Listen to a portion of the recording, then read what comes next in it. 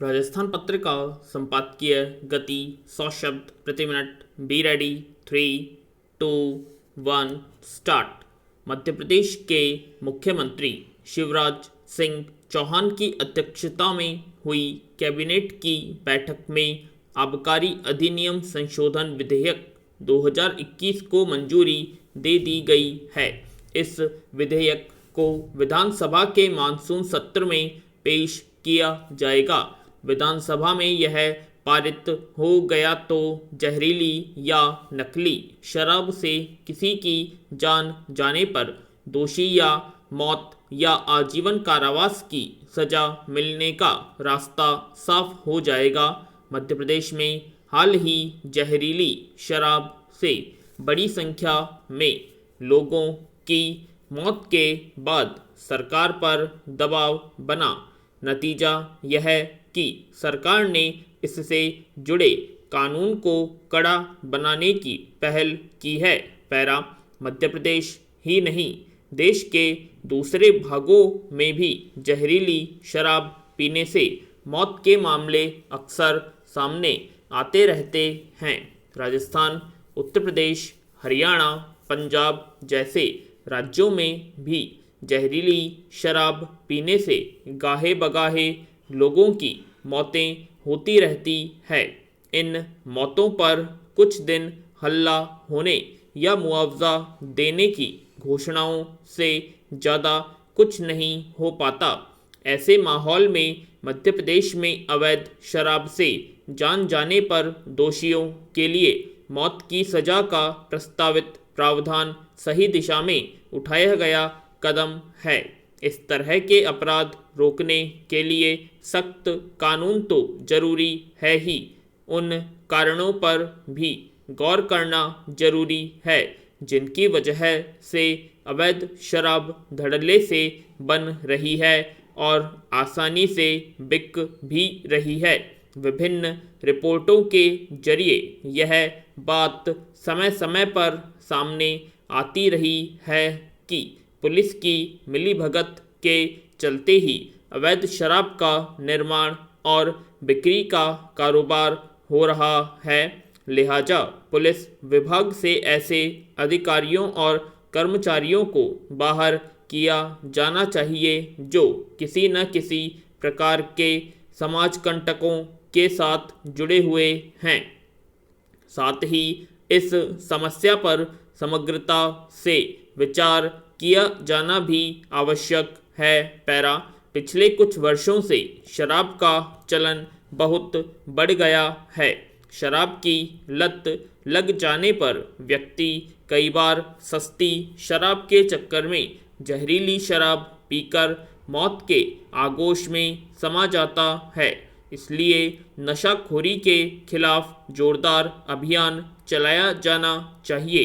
कभी नशा मुक्ति समाज की बात हुआ करती थी, इसके लिए जगह जगह गोष्ठियाँ होती थी, रैलियाँ निकाली जाती थीं, प्रचार के विभिन्न माध्यमों के जरिए शराबखोरी को हतोत्साहित किया जाता था। लेकिन अब शराब या दूसरे नशे के खिलाफ समाज में माहौल नज़र नहीं आता।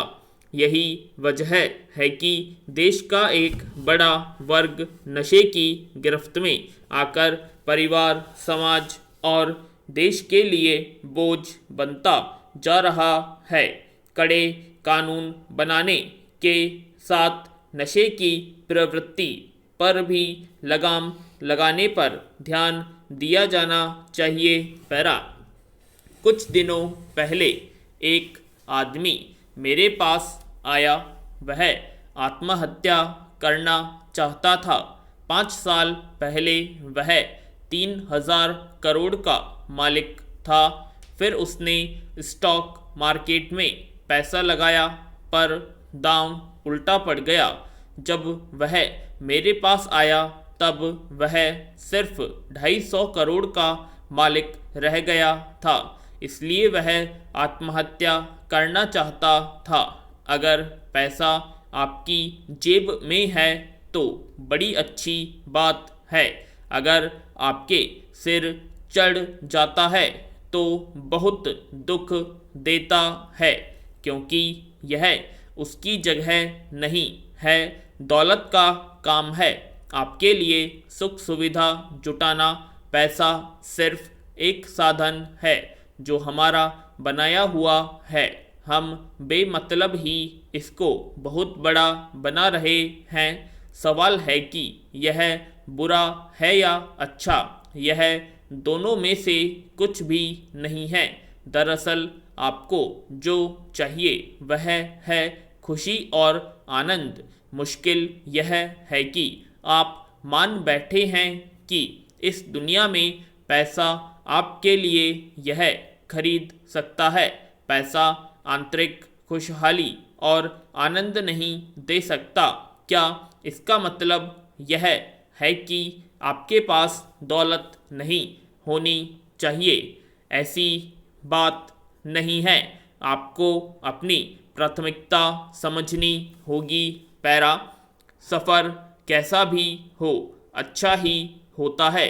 इसमें अनुभव के साथ साथ कई अच्छी बुरी और सच्ची कहानियाँ जुड़ती हैं। तो कुछ रहस्यमय किस्से और ज़बरदस्त अफवाहें भी।